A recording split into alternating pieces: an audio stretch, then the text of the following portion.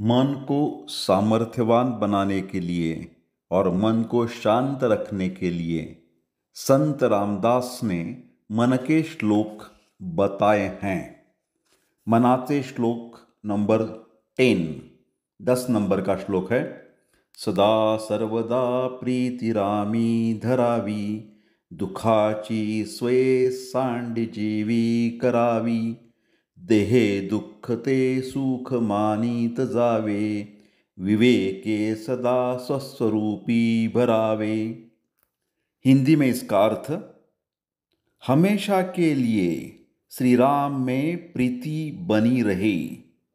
दुख भावना का आदमी प्रयत्नपूर्वक त्याग करे। देह के दुख को सुख स्वरूप मान के अंगीकार करे। विवेकपूर्ण विचार से स्वस्वरूप में बने रहे। Translation in English. Let there be intent that is never ending, eternal love for the Rama or the God, always and forever. Person should give up the sorrows or the unpleasant disquiets, accepts bodily pain happily because they are a part of life. Be always filled in the self state of happiness that is Ananda Swarup.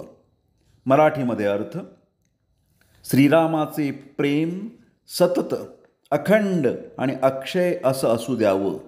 मनातील दुःखाची जाणीव मनुष्य प्राण्यानं प्रयत्नपूर्वक सोडण्याचा प्रयत्न करावा. भौतिक ताप म्हणजे शारीरिक त्राससुद्धा सुखरूप मानण्याचा प्रयत्न करावा. त्याचा आनंदाने अंगीकार करावा. विचारपूर्वक सच्चित आनंद स्वरूपात स्थिर राहण्याचा प्रयत्न करावा. जय जय रघुवीर समर्थ. श्रीराम समर्थ.